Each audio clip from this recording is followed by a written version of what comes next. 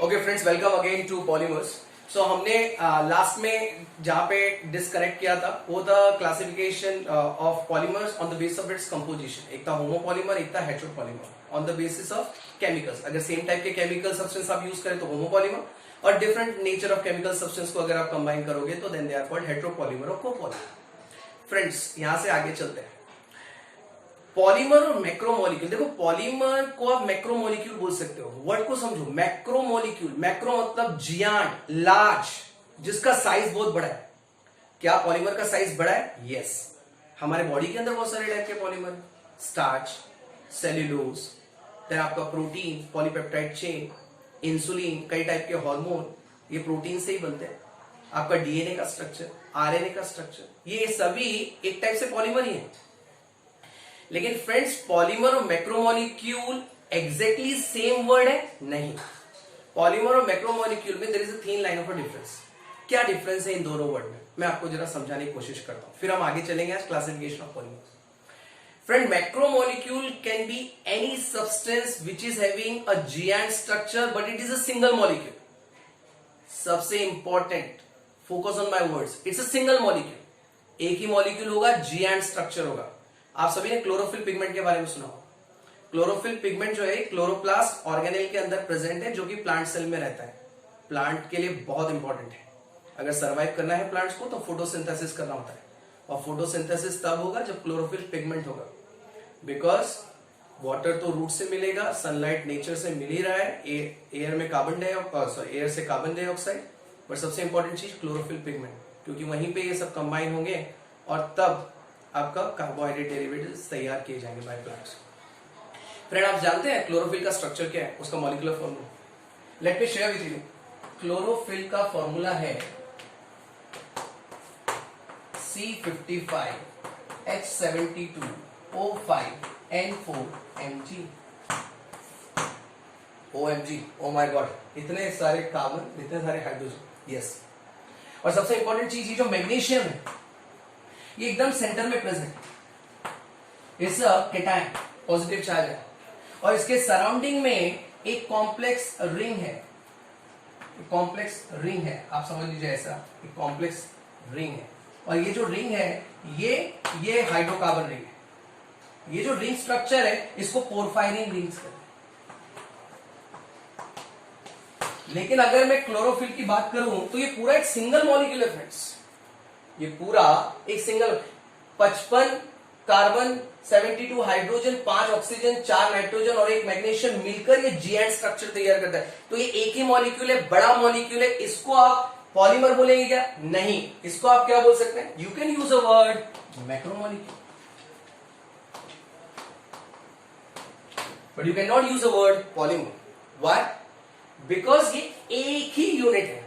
और पॉलीमर के डेफिनेशन में अगर आपको याद होगा, मैंने क्या बोला था लास्ट टाइम कि polymers are complex derivative, high molecular weight substance made up of large number of smaller chemical substance और smaller monomer units called as polymer. तो पॉलीमर की डेफिनेशन में जो तीसरा पॉइंट है ना, large number of monomer units, क्योंकि polymer एक मॉलिक्यूल नहीं है। पॉलीमर एक जैसे या अलग अलग टाइप के कई मॉलिक्यूल से मिलकर बना हुआ स्ट्रक्चर, और मैक्रोमोलिक्यूल एक सिंगल स्ट्रक्चर है। सो अब जरा ध्यान से सुनना, मैं आपके सामने 2 स्टेटमेंट बोल रहा हूं। अब आप बताना इसमें से कौन सा स्टेटमेंट सही है और कौन सा स्टेटमेंट गलत है। ऑल पॉलीमर्स आर मैक्रोमोलिक्यूल्स और all macromolecules are polymers. Yes, you identified correctly. All polymers are macromolecules but all macromolecules are not polymers. ठीक है, सभी मैक्रोमोलिक्यूल्स को आप पॉलीमर नहीं बोल सकते, बिकॉज पॉलीमर के लिए there should be large number of monomer units. लेकिन क्योंकि polymer high molecular weight substance है, उनका कॉम्प्लेक्स स्ट्रक्चर, उनको आप मैक्रोमोलिक्यूल बोल सकते हैं। फ्रेंड्स, ये था एक जनरल पार्ट। सो मैक्रोमोलिक्यूल और पॉलीमर के बीच का डिफरेंस आपको समझ में आया। यहां से हम आगे चलते हैं, और आज मैं आपको सबसे इंपॉर्टेंट पार्ट, पॉलीमर में अगर सबसे इंपॉर्टेंट चीज अगर आप कोई है तो वो है क्लासिफिकेशन ऑफ पॉलीमर। सबसे इंपॉर्टेंट पार्ट, इसको अगर आपने समझ लिया तो आपको पॉलीमर पूरा समझ में आ गया। समझ लीजिए, पॉलीमर को क्लासिफाई करने के बहुत सारे डिफरेंट वेज हैं। कौन कौन से वेज से पॉलीमर को क्लासिफाई किया जाता है? सबसे पहले हम बात करते हैं on the basis of sources, यानी कि ओरिजिन। जहां से पॉलीमर को निकाला जाता है उसके बेसिस पे पॉलीमर को क्लासिफाई किया जाए। फॉर एग्जाम्पल कौन से ओरिजिन है, हमको सब कुछ देने वाला कौन, नेचर। सो अगर नेचर से हमको मिला पॉलीमर तो पॉलीमर का नाम क्या हुआ, natural polymer.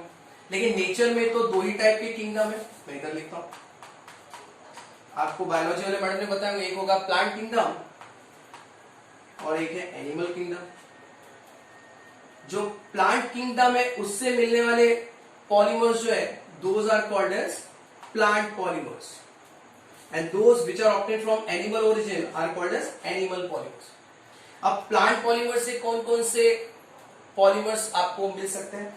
So there are different types of gum, resin, even आपका रबर भी प्लांट से ऑब्टेन किया जाता है फ्रेंड, रबर लेटेक्स के फॉर्म में है इवन। देन इसके अलावा चिटिन, इसके अलावा जूट, कॉटन, जिसको हम सेल्यूलोज भी बोलते हैं, ये सब प्लांट से ऑब्टेन किया जाता है। एनिमल, एनिमल से क्या ऑब्टेन करते हैं, हनी, इसके अलावा your wool, your silk is obtain from silkworm, all these are called animal polymers. So एक हो गया नेचुरल ओरिजिन। दूसरा ओरिजिन क्या होना चाहिए, अब नेचर से नहीं, आपने अपने आप से ही बनाया, आपने केमिकल से मिला के बनाया, तो क्या बोलेंगे इनको, सिंथेटिक पॉलीमर्स। सिंथेटिक पॉलीमर्स में नेचर का कोई रोल नहीं, इन पॉलीमर्स को प्योरली हमने बनाया, they are called man made polymers.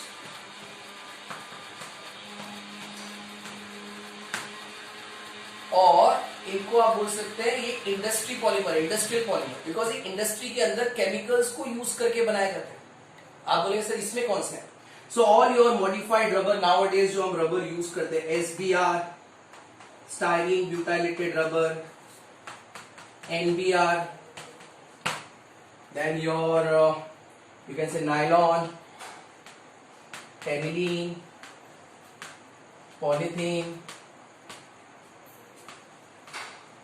ये सब केमिकल्स हैं, इनको हमने केमिकल से बनाया। सो ये जो पॉलीमर्स है ये हम इंडस्ट्री में बनाते हैं, बिकॉज ये इंडस्ट्री में केमिकल से बनाए जाते हैं, इनको हम सिंथेसाइज करते हैं, इनका नाम पड़ गया सिंथेटिक पॉलीमर।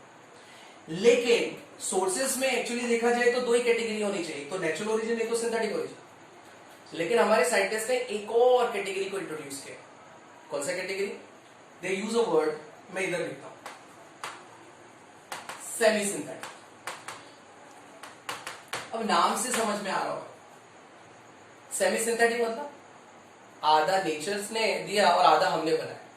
फ्रेंड्स क्या होता है, जो नेचर से मिले हुए पॉलीमर है, मैं एग्जांपल लेता हूं, फॉर एग्जांपल कॉटन की हम बात। अब कॉटन कहां का यूज होगा, आपके घर के अंदर बहुत सारे जो भी क्लॉथ है, इवन आप जो डेली वेयर करते हो क्लॉथ, ज्यादातर कॉटन यूज होता है। इवन सर्जिकल प्रोसेस के लिए जो कॉटन यूज किया जाता है, एब्सॉर्बेंट कॉटन, वो भी कॉटन है। ये सभी सेल्यूलोज है, कॉटन का मतलब होता है सेल्यूलोज केमिकल। लेकिन ये कॉटन में क्या वो रेजिस्टेंस है, क्या वो पावर है, क्या ये आपका कपड़ा, इसको आप 1000 बार ठीक है घसोगे धोगे, फटना नहीं चाहिए। It should hold all the means like wear and tear, सभी टाइप के स्ट्रेस को इसने झेलते हुए आना चाहिए। आप इसको गीला करते हो, पानी में भीगता है, it should be moisture resistant, it should be resistant to the attack of micro organism. Fungus नहीं लगता हमारे कॉटन, क्यों? बिकॉज इस कॉटन को हमने मॉडिफाई किया। कैसे मॉडिफाई कर सकते हैं? सो कॉटन का मतलब क्या होता है फ्रेंड्स, सेल्यूलोज।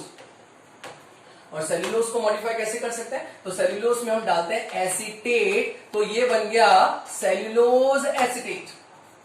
सेल्यूलोज एसीटेट का ही दूसरा नाम है रेयॉन। रेयॉन फाइबर आपने जो सुने होंगे, टेक्सटाइल इंडस्ट्री में यूज होता है, तो सेल्यूलोज एसीटेट।